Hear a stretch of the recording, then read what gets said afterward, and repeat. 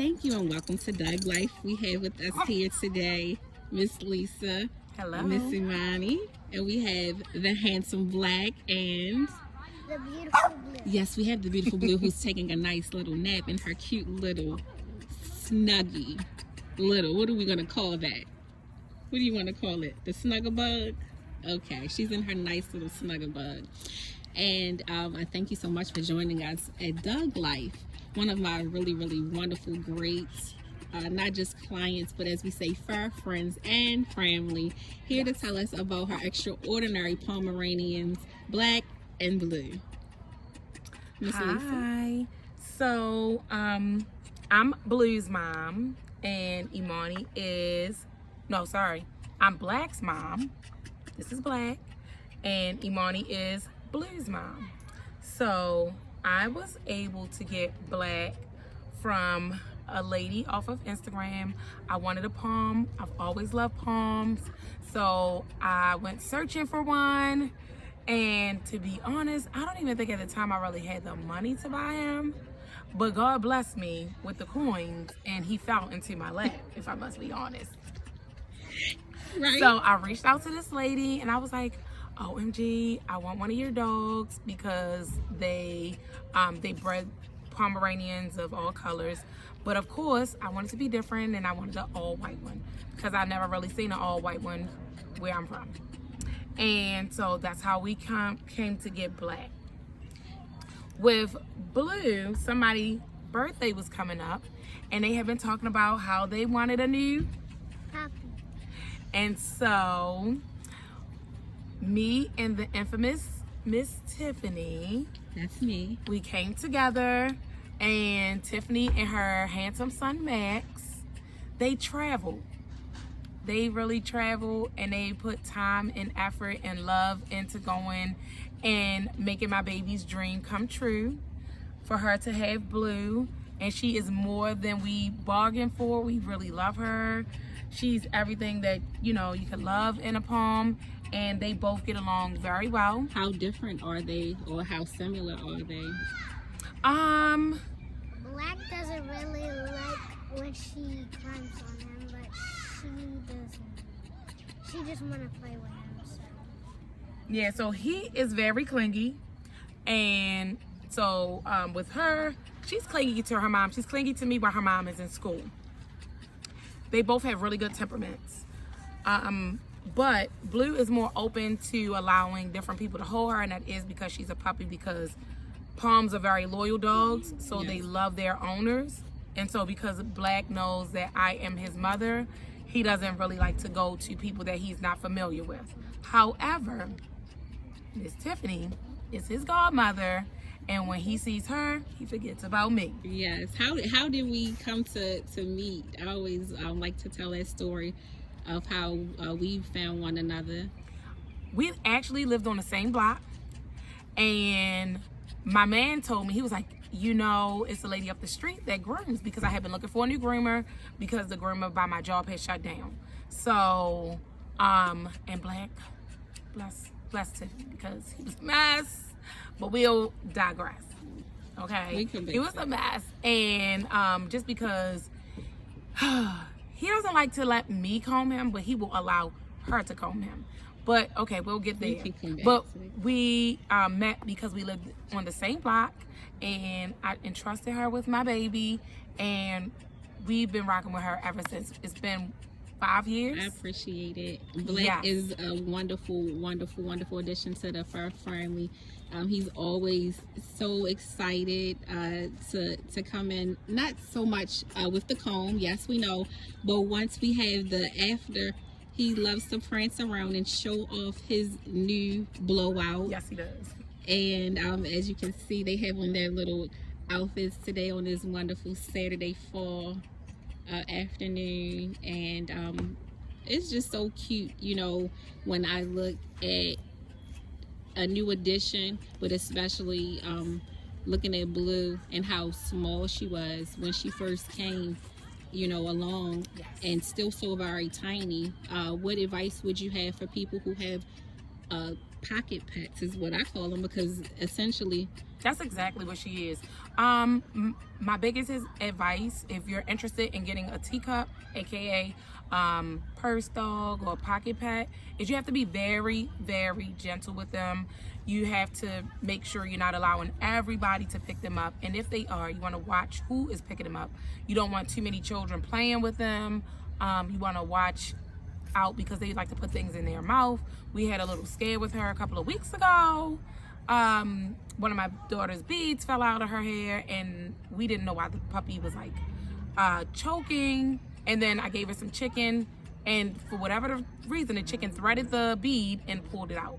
So that was really scary. So you want to be very careful with small objects around them. And you just want to make sure that you are holding them gently and knowing how to hold them, because they are so fragile. And with Blac, because Blac is obviously the standard size Pomeranian, well, what advice do you have, again, for dogs with such white hair that requires consistent combing? Because we always talk about that, yes, how grooming and diet both go hand in hand. You want to tell us about? Yeah, so for me, personally, I leave that to Tiffany. She is the expert.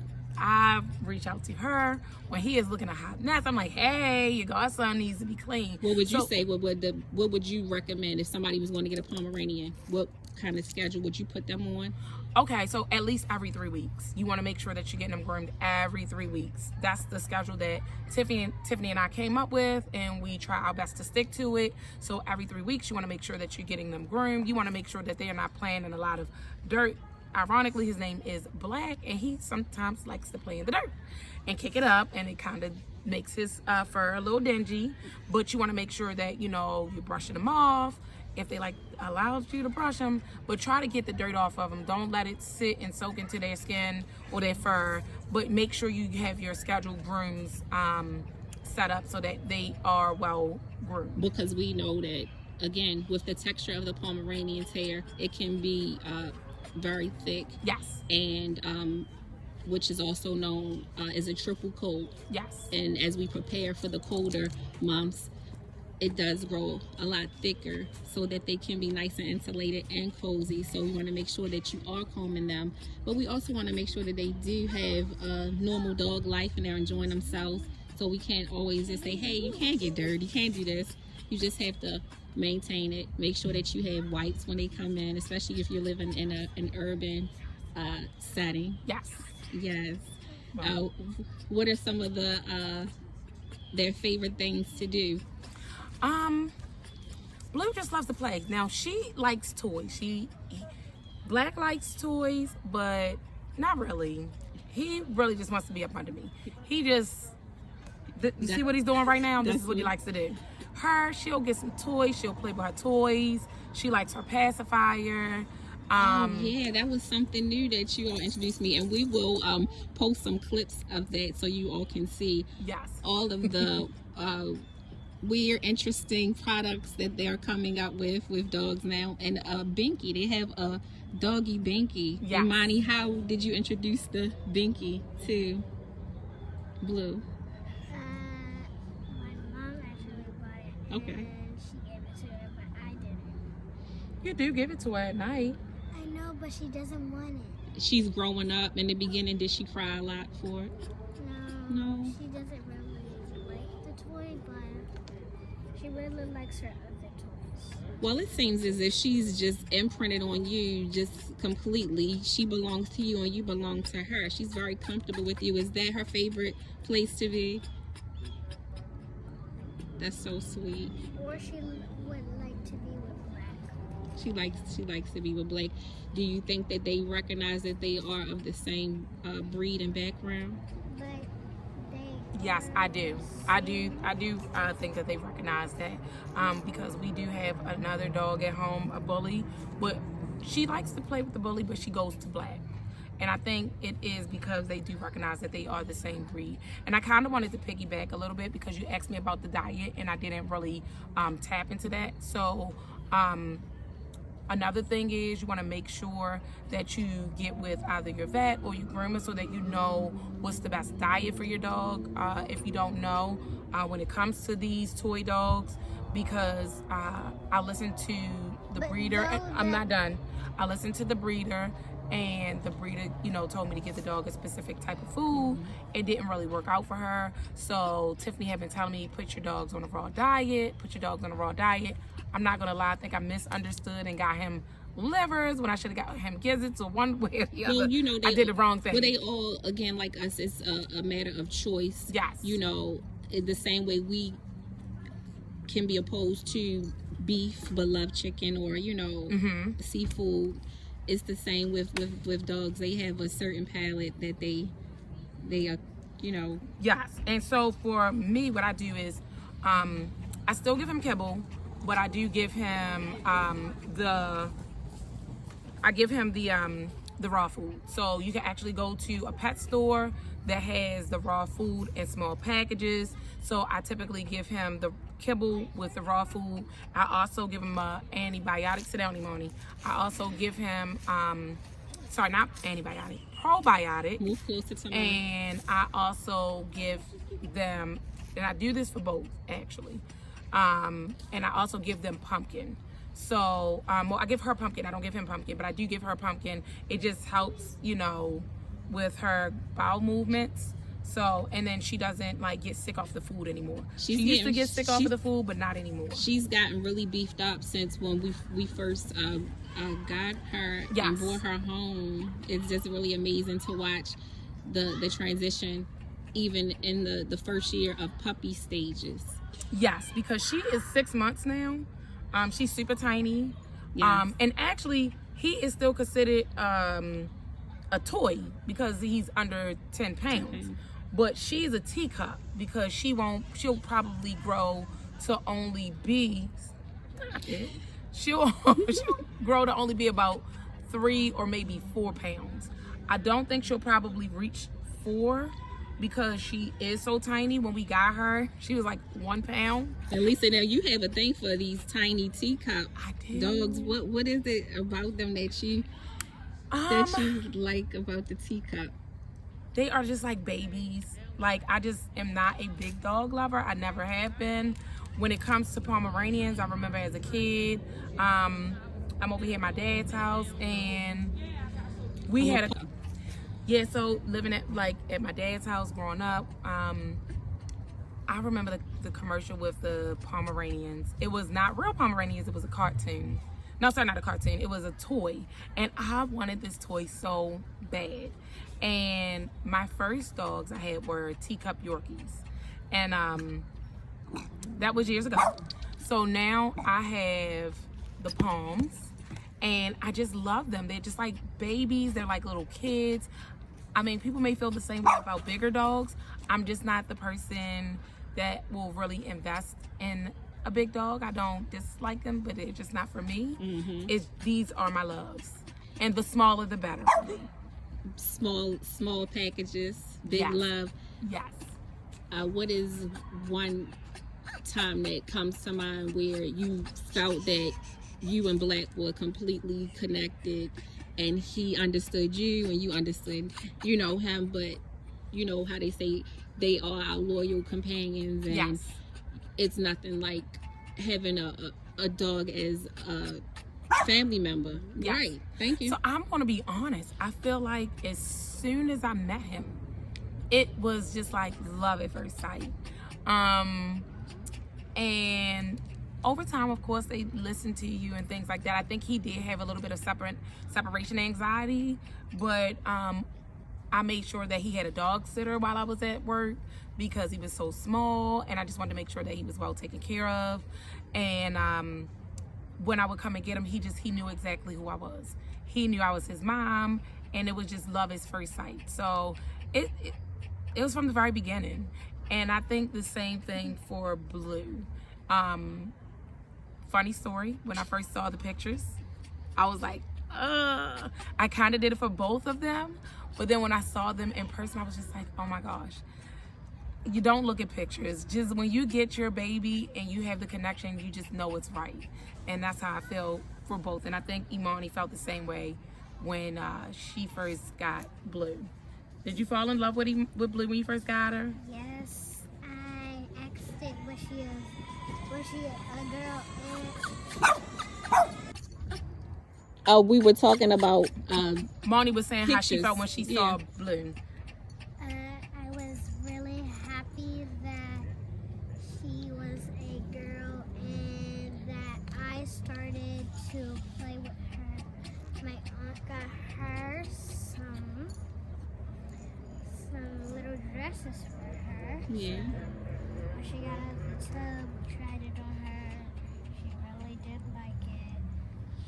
So we sat her down a little bit so she can calm down. And so when we got her out, when we took her out of the bath, she was happy, but we still had to dry her. But she was not really that happy because she did not like the blow dryer. Right. But she's still tired. The blow dryer can be very alarming, even with Blac. Blac he doesn't like the high power blow dryer, but that's the only thing that will get that triple coat dry in a nice amount of time. Otherwise, with Blac, It takes a long time. First, the process of combing, there's a process in all of that, and I think people should be very aware of getting a Pomeranian or dog that has a triple coat, that you have to comb them out completely before you wash them. Otherwise, it will lead to matting. Yes. And we want to maintain and hold on to the coat and not get rid of it. Also, want to talk about white dogs and the buildup that can occur under their eyes, and what kind of regimen are you on when it comes to maintaining around their eyes? When I got Blue, she already kind of had the tear stains. But I take wipes and we wipe under her eyes.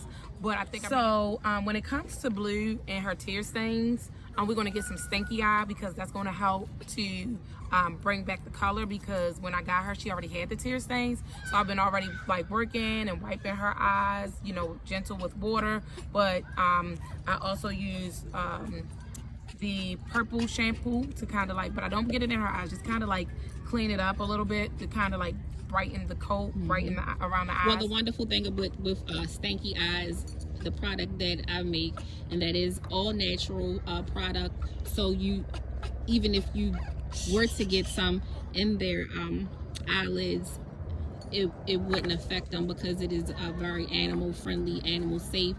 And we tested on ourselves before we tested on them, even when it comes to the products that we use for their skin. Again, we want to remember that they are very sensitive when it comes to using products to clean them, wash them, maintain them, and